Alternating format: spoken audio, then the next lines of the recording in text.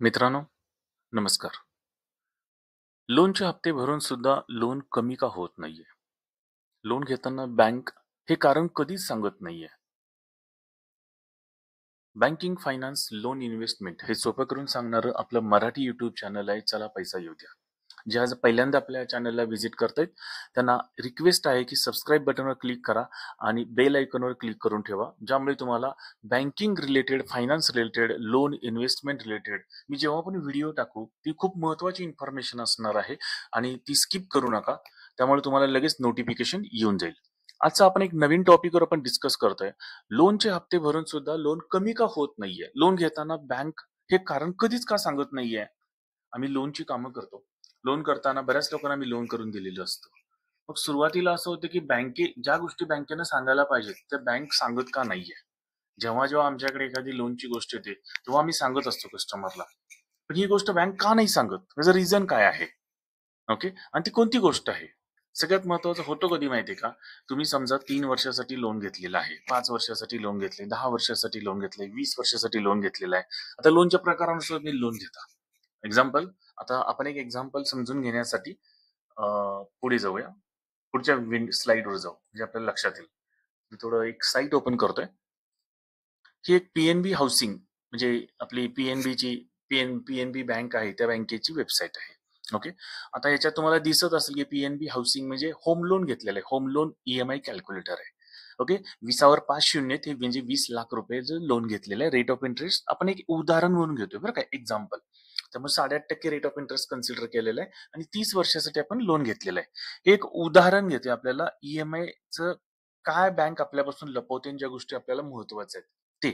आता याच्यावर जर कॅल्क्युलेट केलं तर ₹15,378 ईएमआय लागतो. दर महिन्याला आपल्याला तो हप्ता भरायचा आहे. बरोबर आहे?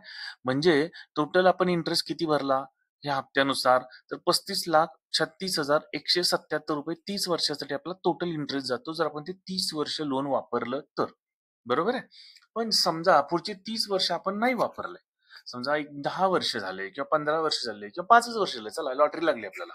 5 वर्षांनी आपल्या डोक्यात असं आलं, की पुढचे 25 वर्ष मी काही ईएमआय भरणार नाहीये. 5 वर्षांनी माझ्याकडे समजा शेअर मार्केट वगैरे कुठूनही पैसे आले, काही जागा विकली वगैरे आणि मी असं ठरवलं, की बाबा ही 20 लाखाची जी अमाउंट आहे किंवा आपण 15 वर्ष समजू आपण. बरोबर आहे? 15 वर्षांनी समजा आपण भरायचं झालं, तर 15 वर्षांनी किती अमाउंट उरली पाहिजे आपल्याकडं?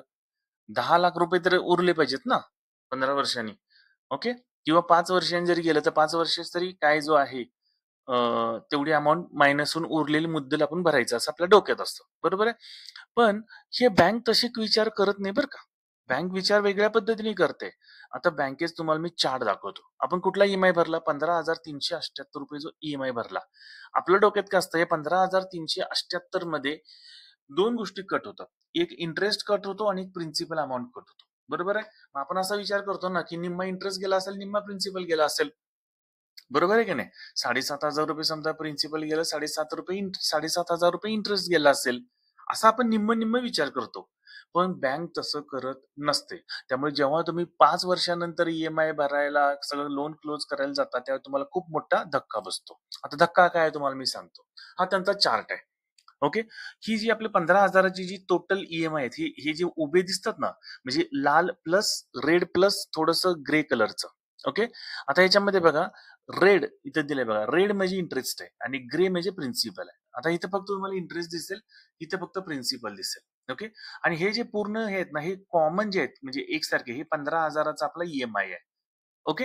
आता बघा, पहिला ईएमआय ज्यावेळी कट होतो, त्यावेळेला किती इंटरेस्ट कट केला त्यांनी? ₹14,069 इंटरेस्ट कट केला 15,000 मधला आणि उरलेली वरची जी रक्कम आहे, छोटीशी रक्कम, ही प्रिन्सिपल अमाउंट मध्ये गेली. आपण काय विचार करतो, तो 15,000 मध्ये ₹7,700 इंटरेस्ट गेला पाहिजे, ₹7,700 आपला प्रिन्सिपल मधनं गेलं पाहिजे, मुद्दल मधनं. प्रिन्सिपल म्हणजे मुद्दल. पण बँक तसं काम करत नाही. पहिल्या ईएमआय मध्ये बघा, प्रिन्सिपल किती घेतलाय त्यांनी? फक्त ₹1,400 घेतलाय. बरोबर आहे? नंतर 1400च, नंतर 1400, नंतर बघा तुमच्या लक्षात येईल की प्रिन्सिपल अमाउंट वाढत गेली प्रत्येकाला आणि इंटरेस्ट कमी होत गेलेला आहे. इथं 13,000चा इंटरेस्ट कटला, इथं 1200-800 कटला. इथं हा जो ग्राफ आहे, हा कमी होत जातो. म्हणजे ज्यावेळी आपण 30 वर्षासाठी घेतलेला आहे, तर आपण काय विचार केला होता? 15 वर्षासाठी किती राहिलं होतं? आता हे 15 वर्ष, हे वर्ष आहे 15. 15 वर्षांनी जर आपल्याला हे लोन क्लोज करायचं असेल, तर लोन अमाउंट किती शिल्लक असायला पाहिजे होती? बरोबर आहे? निम्मीच्या निम्मी व्हायला पाहिजे होती, पण निम्मी-निम्मी तर होत नसते. अजूनही इथे प्रिन्सिपल अमाउंटमधनं किती जातात? ₹4,285 कटिंग होणार आणि ₹11,093 तुम्हाला इंटरेस्टला जाणार आहेत. तर सांगायचा उद्देश असा होता, की बँक सुरुवातीला काय करते, जो तुमचा ई असतो, त्या ई नुसार हे जे रेट दिसते बघा, जास्तीत जास्त शेअर त्या ई जास्तीत जास्त शेअर हा इंटरेस्टला जातो आणि कमी शेअर हा मुद्दलला जातो. त्यामुळे एक लक्षात घ्या, ज्यावेळी तुम्ही कधी लोन काढता, त्यामुळे लवकर क्लोज करायच्या भानगडीत पडू नका. समजा तुम्ही आज 20 वर्षासाठी लोन क्लोज घेतलेलं आहे, तर पहिले 5 वर्ष तर क्लोज करायच्या भानगडीत पडू नका. समजा तुम्ही 3 वर्षासाठी लोन काढलेला आहे, तर पहिले 1 वर्ष लोन क्लोज करायच्या भानगडीत पडू नका. कारण जर तुम्ही तसं केलं, तर तुम्हाला फार मोठा लॉस होतो. कारण इंटरेस्ट तुम्ही देऊन टाकलेला असतो, पण मुद्दल आहे तेवढीच असते. मग परत तुम्हाला मुद्दल पे करावी लागते. जर तुम्ही लोनचा त्या काही उपयोगच केला नाही, मग भरून काय फायदा? त्याच्यापेक्षा जर तुम्हाला असे काही पैसे आले एक्स्ट्रा, ते कुठेतरी इन्व्हेस्टमेंट करा. जसं शेअर असेल, शेअर मार्केट असेल, अजून कुठलेही असेल.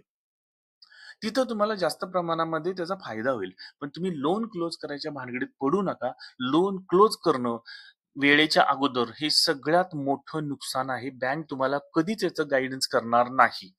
हा खूप आणि सगळ्या बँक आणि हा सगळ्याला लागू आहे. Home loan, mortgage loan, personal loan, two wheeler loan, कुठल्याही प्रकारचं तुम्ही लोन काढा आणि कोणती बँक असू दे बरं का. मग ती पी-एन-बी याचं एक्झाम्पल तुम्हाला दिलंय मी. स्टेट बँक असू दे, पी-एन-बी असू दे, कुठली फायनान्स कंपनी असू दे, हे नियम सगळ्यांना लागू आहेत. त्यामुळे बँकेचे नियम आपल्याप्रमाणे नसतात.